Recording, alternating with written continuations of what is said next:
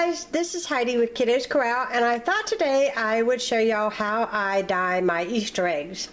Now, I have 24 eggs in this pot, and I don't know if y'all are curious or even want to know how I boil my Easter eggs, but I bring the pot up to a nice boil. I cover the eggs with water. I add about a tablespoon of salt, and then once it comes up to a boil, I actually turn the burner off and I place a plate over the top of the burner, or over the pot, excuse me, and I set the timer for 15 minutes, and then I come back and my eggs are done. So it's actually getting ready to start boiling pretty good here, and then I'm just going to turn it off and cover it with a plate, and then I'm going to let these eggs cool, and I'm actually just going to put them back inside the carton that they came in, and then I'll show y'all how I dye my Easter eggs. Hi guys, this is Heidi with Kiddos Corral, and I thought today I would show you guys how I dye Easter eggs on a budget. And basically all I use is the generic Kool-Aid packets. So the first thing you want to do is you want to have some bowls, and these are some old Tupperware bowls that I've had. You can even see where their microwave has basically nuked them to death on one of them anyhow. I just simply cut the packet open of the Kool-Aid, and I put 1.5 cups of water in each one of these bowls. So I just add the Kool-Aid mix. That's the yellow, obviously. And I will stir it here in a minute. And I think that Kool-Aid smells so good. I don't know if you all think Kool-Aid smells good, but I think Kool-Aid smells good. It reminds me of my childhood. My neighbor always had Kool-Aid on hand. We drank a lot of Kool-Aid at her house whenever I was growing up. So basically, you just put the Kool-Aid in each one of these bowls, and that one was the purple, and this one is going to be the red.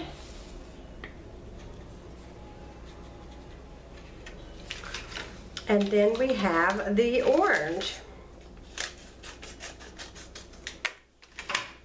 It smells really good.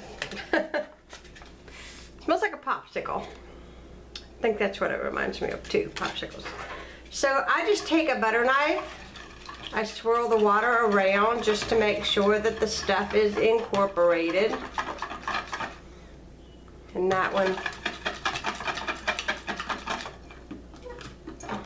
is looking pretty good.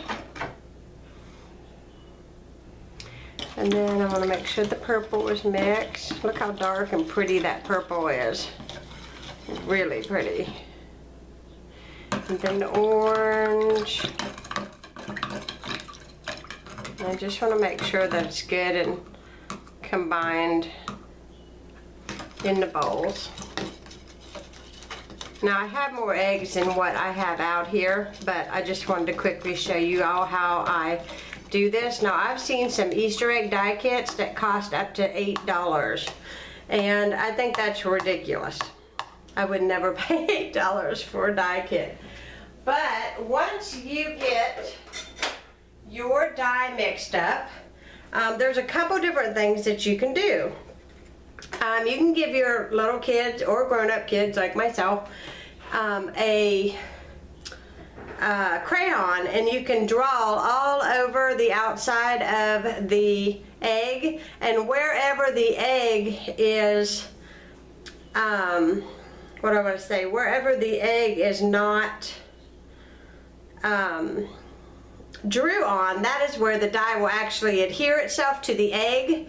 So once I get all my eggs out here to the table, I will show you exactly how I dye them. I'm sorry about that. I actually paused because I wasn't quite sure if I brought the right eggs out or not, because I actually boiled some for the kids to do on Easter, and then I boiled you know, enough to do this video to share this idea with you all.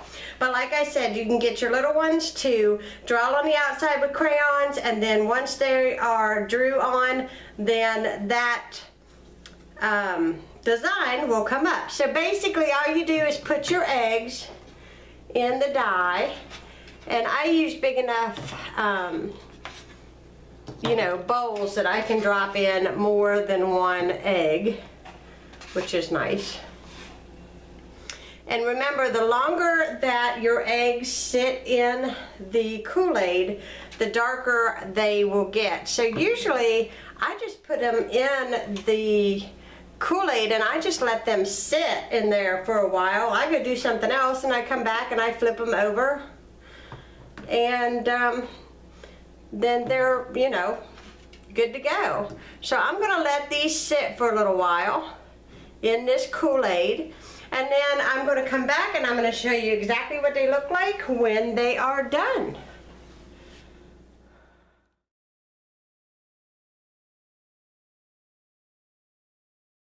Okay, here is some of the finished product of my Easter eggs that I am dyeing with Kool-Aid.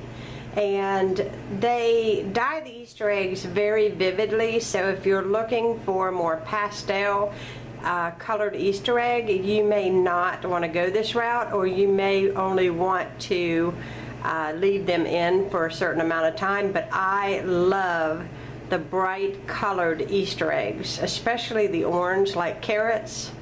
It just reminds me of the Easter Bunny right off. I just love the way these come out. Then they come out every single year, and it only cost me you know, 40 cents, and my eggs, which were on sale for 99 cents a dozen. So I don't think I did bad this year for dyeing Easter eggs.